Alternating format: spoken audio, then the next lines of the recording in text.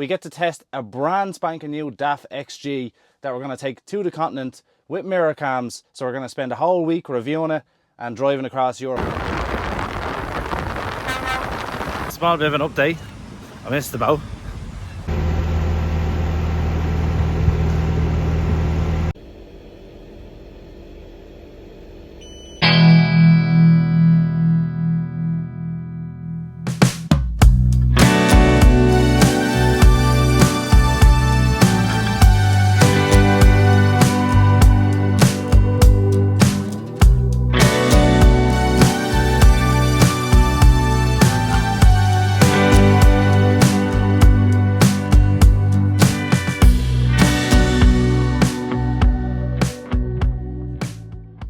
Now, good morning everybody, how are we all doing, and welcome back to the second part of our European adventures with Dixon International Transport. So this morning we have just tipped our load. Now I don't know if you can see the warehouse where we are behind us. I'm not telling you exactly where we are because as I said in the last video, the load details are kind of discreet and something that we have to keep discreet, but we have tipped our load. It is now I think in Holland time it's 9:15, is it? I think it's 9:15. Yeah, 9:20 in the morning over here. We've just tipped our load. It was a full load into this one place, and now we are just waiting for details to pick up our second part of the load. So there's myself and there's actually another Dixon man here beside me, and he's also waiting for a reload as well. So we're sitting here kind of waiting to see what happens. I've been told from the office that I will be getting a reload today and then shipping back home. Now what way we're going, I don't know. I don't know if we're going through the UK. I don't know if we're coming on the direct boat. I wouldn't imagine we're coming on the direct boat. Now, usually, as far as I know, most of Dixon stuff comes through the UK. I'm not 100% sure. Because I know their work is kind of I could be bringing a trailer back to the UK, dropping it there, and then taking a trailer from the UK yard up to Holyhead with me. So I don't know exactly how it's going to pan out, but obviously we're all going to find out later on. So I was sitting here for about 10 minutes. I was like, do you know what, as I might leave here and go find a coffee or a breakfast place somewhere nearby and get something to eat. So that's probably what I'm going to do. And I wouldn't mind getting a shower somewhere as well, but I'll figure out, I'll leave it for about 20 minutes, half an hour until I find out what's going on. And I'm going to go get something to eat. But I'm just going to show you real quick. So Dixon's have this system here where like they tell you all your details and stuff. So this is a message I sent in this morning.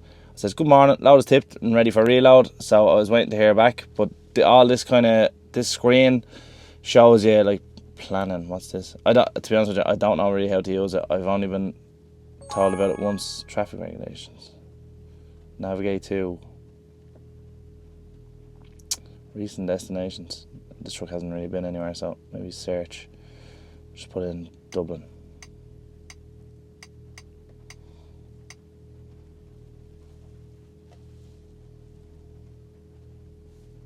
I don't know. Maybe I'm not using this right. Anyway, yeah, basically they send you messages and stuff like that. So they sent me a couple of messages there yesterday. So they sent me codes for gates and bits and pieces. I'm gonna probably not show this, but like here was our trip. That I probably won't be able to show you either. Anyway, and then you can do your walk around checks and stuff like that on this. So yeah. Pretty cool little system. So that's what we're doing here now. We're sitting here waiting for our next quest to be given to us, and we're going to go get some breakfast as well on the way, hopefully. Now, I don't know whether I'm going to be picking up 2 collections, 1 collection, 3 collections. I've no idea. I've no idea what we're doing, to be honest. I've absolutely no clue. All I know is that they told me they're going to reload me and send me home. So, excellent. The wife will be happy, or the wife-to-be will be happy. Oh god! On the DAF as well. So I've been driving it now for 3 days across a couple of different countries, and I've slept in it twice. And I have to say, I have a lot of good things to say about it. It is a lovely, lovely truck. I have to say the cabin as well itself is a really like nice cab to stay out in. I have to say it's lovely and roomy. Like I feel, hang on, I'm gonna go to the bed just for somewhere different. I feel like there's so much room inside in these cabs. It's really, really comfortable, especially if you're going to be staying away, like, you know, doing these European trips and stuff. They are a nice cab. You've got all the space in the world for like drawers and lockers and stuff like that. And I know people will say people want the overbunk lockers, but I don't know. I think you'd get away with it. I don't think really you'd need it. You have a side locker there as well that you could put loads of stuff in as well. So I don't know, man. I don't think you need any more space really than this. Lockers wise, maybe if you're keeping a full kitchen pantry and you're out all the time, maybe it wouldn't be perfect. But I have to say I enjoy it. Chair is very comfortable. Obviously you got your table here. So I had this chair folded down last night. I was sitting there eating my dinner and I thought everything was lovely. Lovely big flat dash. Oh, good morning. So we're out to get our loud details. Anyway, all the chairs, everything in here works perfect. The truck is super duper comfortable. Got a lovely fridge, microwave work perfectly. Yeah, I have nothing good to say. I have nothing bad to say about it apart from the mirrors. The mirrors are really annoying. I can't lie. The passenger side mirror is actually grand because when you're reversing, that camera moves. Maybe I'm doing something wrong with this camera, but when you're trying to reverse onto a bay, it makes an absolute novice out of you, which is something I don't enjoy very much. Another reason why I kind of push these videos as well compared to other stuff or other videos is because I see a lot of my friends and younger people all going to Australia at the moment and emigrating to go and try and make a few quid to potentially buy a house or maybe even make a better life in the future. Now luckily enough for me, I don't have to do kind of this work anymore because I've already got my house, I've already got this and that, so I'm not trying to preach to the choir, say, oh, you should definitely go and do this. But for me, it's a great alternative because a lot of people in Ireland that don't have a qualification, they just have, work. What's going on here? Follow the matrix. Stay on this route for another 8 kilometres. Sorry, I didn't mean to interrupt. But a lot of people want to go to Australia to make a few quid. They want to all go to the mines and stuff like that. But my big problem with that is, and I'm not discouraging anyone from going to Australia, while you're young, go and do it, absolutely, 100%. I don't disagree with anyone going before anyone says, oh, I'm a big Australia basher or an immigration basher. Not at all. If I had the chance again, I would probably go to Australia myself. But there is alternatives that you don't have to go all the way to Australia to do anything. And I was only chatting about this when we met Glenn there in the last video. We were chatting and saying that, this career has given me a very good life. I'm not going to be a millionaire out of it now by any stretch of the means, but it gave me a good life. It has got me my house and bits and pieces. And what I'm trying to say is, you don't have to go all the way to Australia to make bank. You can do it at home, or if you're kind of in a situation where you're living with your folks and you want to kind of get out and get your own space, European trucking is a great alternative because number one, you're left alone all week, and you only work 5 or 6 days a week depending on your taco hours. Every second weekend you have to have 2 days off, which you can go and do. Like if you wanted to stay in Europe, you can park anywhere in Europe and head off to any of the major cities that's close to you and go explore or go meet people, or you can either fly in and fly home or whatever. You can do whatever you want with this kind of work, which is I find appealing. And especially because Australia and Canada and New Zealand, all these places, they're all just so far away. I know some people online have been saying that it's only a day away. But like, just say a situation occurred at home where one of your family members became very ill and potentially could be leaving the earth. In Europe, the worst case scenario is that you'll find somewhere to park it that morning, you'll be on a flight in the afternoon and you'll be at home at 6 o'clock in the evening, latest. And I was only chatting to Glenn and he told me a similar situation that happened to him a few years ago when he was out on the continent, and he told me that exact same story. He says, I thought about doing Australia as well. I don't mean to be speaking on behalf of Glenn, but I'm only telling you what he told me, and he told me it was cool to say. But he was in a situation where his father became ill and he had to shoot home. And he was telling me he parked the truck by 10 o'clock in the morning, was in the airport by 11 and was home and all by 4 o'clock in the afternoon in RD, Navan area. So just goes to show you, And I know like truck driving gets a lot of bad stigma attached to it as well. But, I've been around it my entire life. My family have all made a living out of it. They've all bought their houses out of it. I know plenty of other families in Ireland who have also done the same. I know plenty of very successful businessmen, i.e. Michael Dixon, another captain of the industry, I would call him, a pioneer of the industry. So look, it's not a... fuck's sake. There are definitely worse industries you could be going into. But anyway, I know I would applaud everyone to try and go do, you know, some kind of trade, obviously, if they could. But, you know, trades aren't really for everyone either, you know, because there's a lot of exams and trades. I know my little brother has only passed his electrician exams, and they're not straightforward. And for someone, sorry, I got cut off there. But what I'm trying to say is, like, I wouldn't be a mathematician myself, and I definitely wouldn't be confident enough taking on kind of exams like that myself. So, as an alternative, like, you want to be earning, especially in Ireland nowadays, if you want to be trying to be buying a house or whatever, you need to be earning at least minimum €1,000 a week. But by the time you cover your bills and everything else like that. And another good thing with kind of European trucking is that you won't have any bills. You know, like, if you stay away all the time, now I know obviously you're going to come home and stuff like that, but you're not going to have any bills, you're not going to have any rent, you can live out of the truck. Not a great life, I wouldn't advise doing it for years on end, but I'm saying if you did it for a year or 2 years, trying to save for your house, you get together a good few quid, like, do you know that kind of way? And you can also do other stuff as well to earn more money. For different companies. I'm not just saying for Dixon's themselves, I'm saying for any other company, there's other ways of making money as well, which is, you know, advised. Moral of the story, what I'm trying to get at is, if you don't have the ambition to go all the way to Australia, you shush.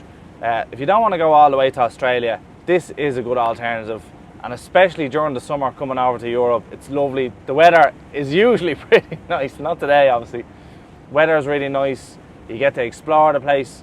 If you're a male, you get to go chat to all these hot chicks in different cities. You know, I find the adventure in things normally. Now last night, because I finished late, I didn't really get a chance to go exploring. Normally I do. I get my camera out and I go for a walk somewhere. I go find somewhere, go find a bar or whatever. You know, go find somewhere to have a drink or two. But just because I'm working this week, I don't really want to go out drinking. So yeah, it's a really cool job, especially if you like doing a bit of travelling. And if you like driving, you will enjoy this. You will enjoy it.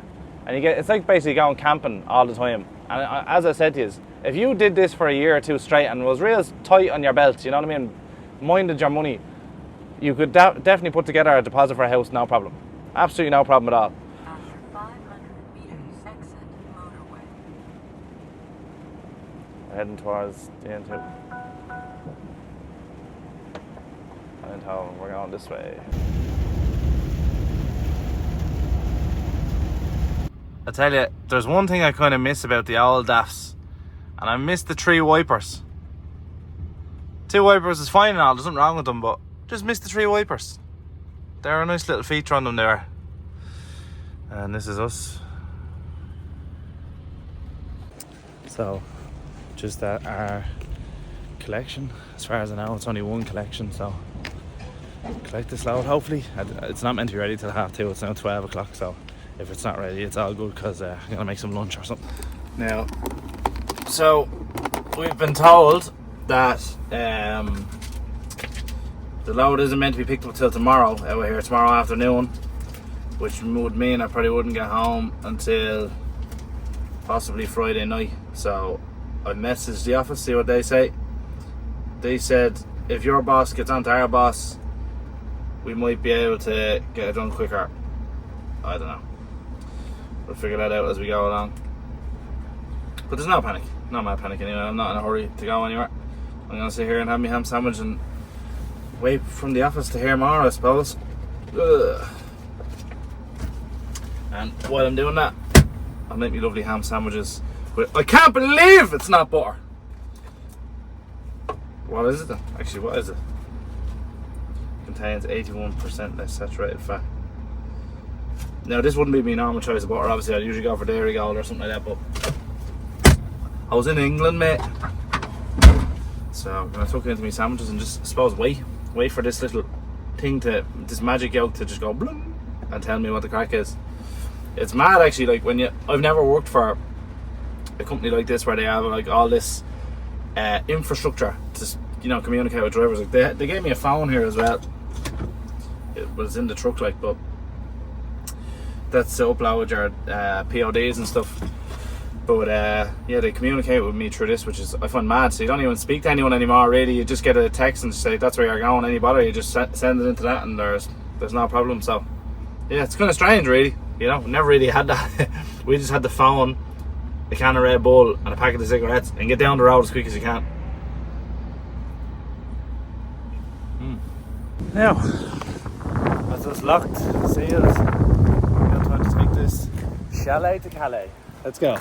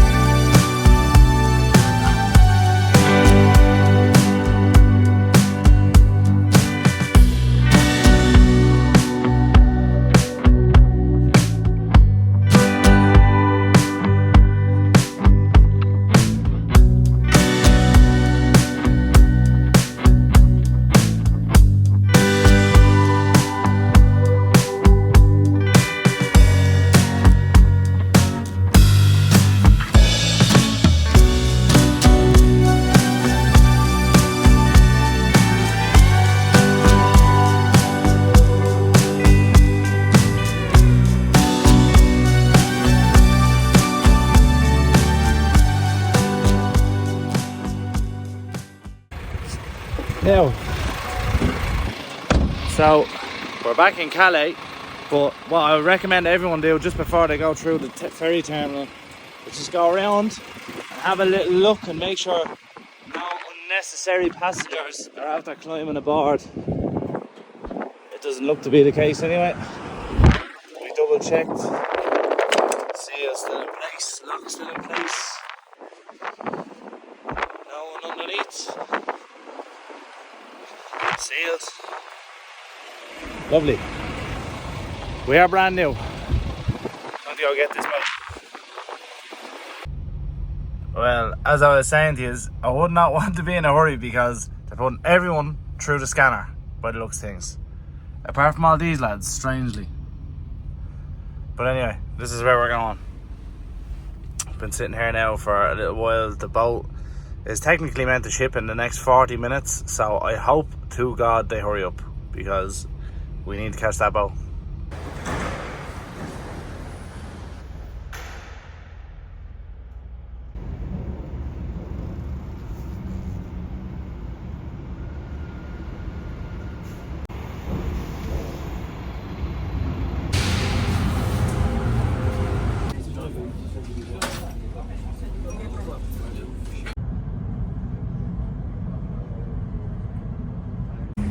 So, small bit of a disaster. Obviously you guys know I got held up 3 hours earlier on and I was talking pure out of my arse doing man maths, thinking I was like, oh yeah, I can get up there now for that time, completely forgetting about the hour time difference. And then the boat was delayed by an hour because customs did such a long check. So yeah, the whole plan today just went tits up, which is very, very normal in transport. And if you haven't been used to transport, it kind of happens all the time. So we got parked in Folkestone now. I had nowhere to park, had nowhere booked. Literally ran out of time the second I got off the ferry.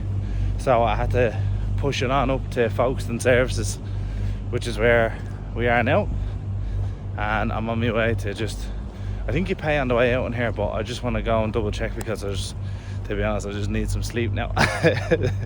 Just a day of delays and not much happening, but look, these things happen unfortunately.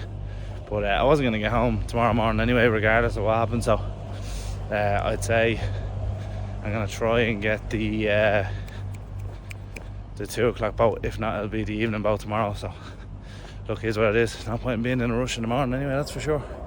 So let's get up and see what they pay here. Oh, I see that now. Here you go, lads. £28 to park. In fairness, this probably looks like the only UK site that you might not get robbed in. Actually, doesn't look too bad. It doesn't look like anyone can get in here unless you have a truck. And there's gates and security on all either side. So yeah, with a bit of luck we won't be robbed anyway. That's the main thing. But it's an extra, I think, £6 for a food voucher. But as you all know from the start of this video, I bought my own food, so I'm not too worried about food. So I'm gonna go back to the truck now and have one of those beers and a heat up spaghetti bolognese and call that a night, lads. This place is huge as well. In fairness, the place is all concrete and all, so it is a decent enough space now, in fairness. and most other truck stops usually stink a piss, but this one actually doesn't smell too bad, in fairness. And the parking's fairly organised. Oh lads, you want to see the blindside reverse I'm after having to do down here? When you come in here, so this is the last row of parking down the end. This is where I am, and only for the help of two foreign gentlemen. I don't know what their names were. I don't know where they're even from, to be honest.